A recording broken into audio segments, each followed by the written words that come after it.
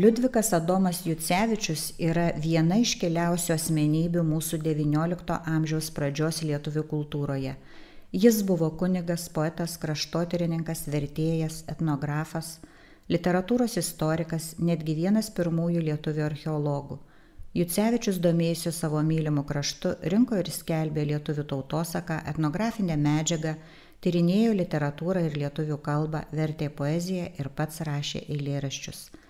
Rašė daugiausia lenkų kalba, nors pats save vadino lietuviu. Per 12 veiklos metų Jucevičius išleido 8 knygeles, spaudoje paskelbė literatūrinių straipsnių ir lenkiškai rašytų eilėraščių. Deja, nemažai jo darbų liko rankraščiuose ir šių laikų nepasiekė. Liudvikas Adomas Jucevičius gimė 1813 metais gruodžio 15 dieną Kelmės rajone, Dvarininkų Radavičių Pakėvio dvare netoli Vaiguvos, kurio ekonomu buvo rašytojo tėvas Dominykas. Jucevičių traukė turtingas liaudies kūrybos ir buities pasaulis. Jau vaikystėje paslapčiomis bėgdavo į šeimyninę klausytis pasakų, padavimų, legendų, dainų, nors tėvai ir draudė draugauti su baudžiauninkų vaikais. Namuose buvo kalbama lenkų kalba.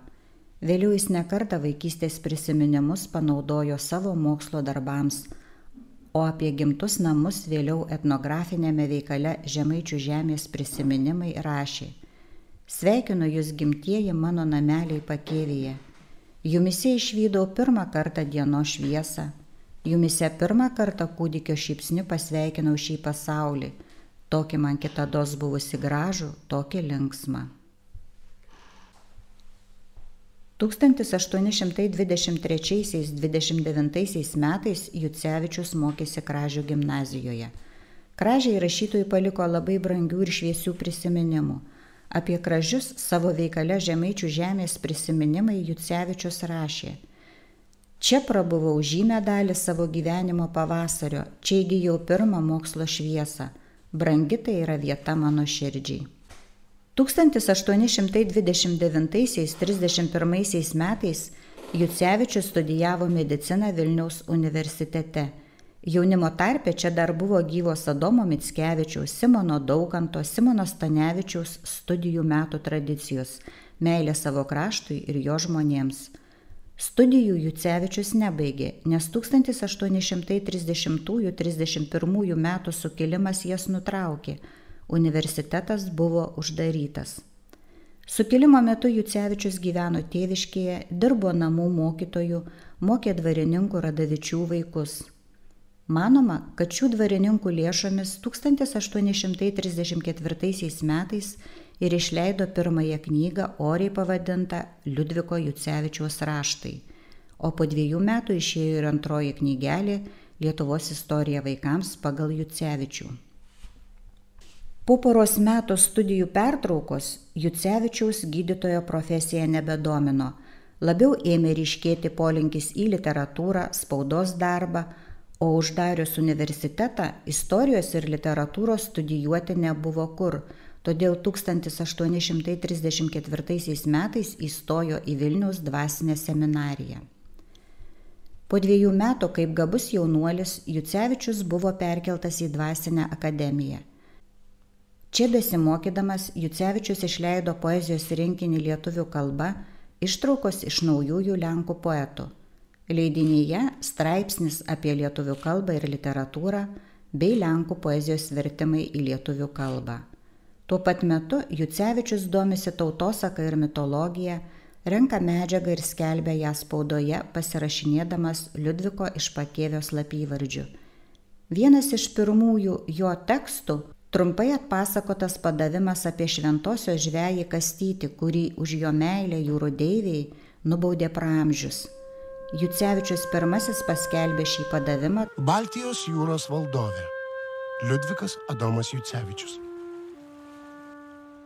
Seniai, labai seniai, kada Lietuvos ir Žemaičių vėliavos su vyčiu ir meška plevėsavo viršum skaidrių Baltijos vandenų, žydrose jos gelmėse stovėjo puikiausi jūrų valdovės Jūratės rūmai.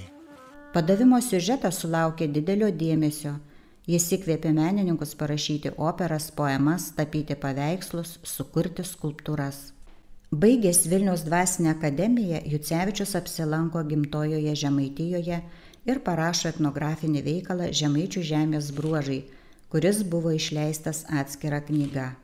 Tuo metu Jucevičius ruošė naują, ta pačia tema papildytą leidinį Žemaičių žemės prisiminimai, kur autorius su žavesiu ir ilgesiu rašo apie savo gimtąjį kraštą, jo grožį, kultūrą, mylimus žemaičius. Tai vienas iš poetiškiausių jo kūrinių. 1838 metais Jucevičius paskiriamas vikaru į Švenčionis, kur dirbo 2 metus. Jucevičius nuolat ieškojo pažinčių su žymiais žmonėmis literatūros ir mokslo srityse, susirašinėjo su užsienio mokslininkais, Karaliaučiaus universiteto profesoriumi Peteriu von Bolenu, kuris rinko ir lietuvių liaudies dainas, čekų poetu Vaclavu Hanka ir kitais.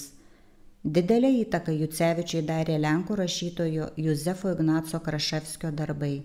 Per įtemptą 4 metų darbą 1839–43 metais Jucevičius paruošė spaudai, išleido ir surinko medžiagą beveik visiems svarbiausiems savo darbams. Poetą, literatą, romantiką Jucevičių kunigystė vis labiau varžė. Tai jis suprato rašydamas eilėraščius, skaitydamas knygas, o iškilus konfliktui tarp dvasinės vyriausybės ir jaunojo vikaro, jam buvo uždrausta sakyti pamokslus, o dvarininkai iš aukšto žiūrėjo į Jucevičių. 1840 metais Jucevičius buvo perkeltas į Svėdasus. Čia gyvendamas jis buvo pakviestas mokyti prancūzų kalbos tuometinio Jonavos, dabar Adomynės, dvaro savininko Jono Žurausko dukrą Malviną Žurauskaitę. Savo mokinę Jucevičius pamilo, bet nepaliko, kai Malvina laukėsi kūdikio. Nepaisydamas visuomenės ir dvasinės valdžios pasmerkimo, metė kunigystę, išvyko į Telšius, kur priėmė pravoslavų tikėjimą ir vedė Malviną. Šito Jucevičiaus žingsnio bajorai nenorėjo atleisti, iš jo buvo tyčiojamasi, daugelis jo nesuprato, užsidarė visos durys į dvasininkų ir inteligentų namus. Tokioje aplinkoje gyventi Jucevičiui buvo labai sunku. Gavęs vietą Vitebsko gubernijoje Lepelio miesto bajorų mokykloje 1843 metais išvyko ir ten dėstė literatūrą, istoriją ir geografiją. Išleidė žymiausią savo veikalą Lietuva, jos senovės paminklai, buitis ir papročiai, 1846 metais kovo 12 dieną Lepelyje mirė. Jucevičius parengė spaudai ir ruošėsi išleisti enciklopedinio pobūdžio leidinį biografinės ir literatūrinės žinios apie mokytus žemaičius, bet tuo metu dėl nežinomų priežasčių jis nebuvo išleistas ir išspausdintas pavadinimu Mokyti žemaičiai tik 1975 metais. Vilniuje Jucevičius pats išleido lenkiškai rašiusių lietuvių rašytojų almanachą, kuriame išspausdino ir savo eilėraščius. Taip pat į lenkų kalbą išvertė lietuvių liaudies dainų. Jucevičius beveik visą savo intensyvų gyvenimą rinko etnografinę medžiagą, tautosaką, užrašinėjo ją tiesiai iš paprastų kaimo žmonių lūpų.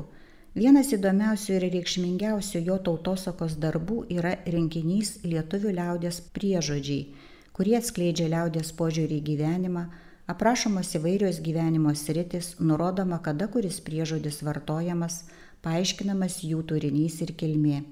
Kitas svarbus Jucevičiaus etnografinis veikalas – Lietuva, jos senovės paminklai, buitis ir papročiai. Pagrindinė vieta jame užima mitologija, aptariamos įvairios lietuvių mitologijos sritis, gausu papročių, apeigų, burtų, drabužių, liaudies medicinos aprašymų, raginama saugoti ir puoselėti gimtąją kalbą. Jucevičių pelnytai galime vadinti pirmuoju lietuvių liaudies etnografu. Jucevičius buvo įsitikinęs, kad pagrindiniai etninės kultūros saugotojai yra paprasti kaimo žmonės, kiemionys, nes juose glūdi visos tautos dvasinis turtas, kurį reikia atrasti ir paskleisti. Liudvikas Adomas Jucevičius per trumpą ir permainingą savo gyvenimą atliko milžinišką darbą lietuvių etnokultūros ir literatūros srityse, suvokiant tai, jog jis gyveno ir dirbo sunkiomis kūrybiniai veiklai sąlygomis, toli nuo kultūros centrų, jo darbai tampa dar reikšmingesni, o pats autorius nusipelno dar didesnio įvertinimo.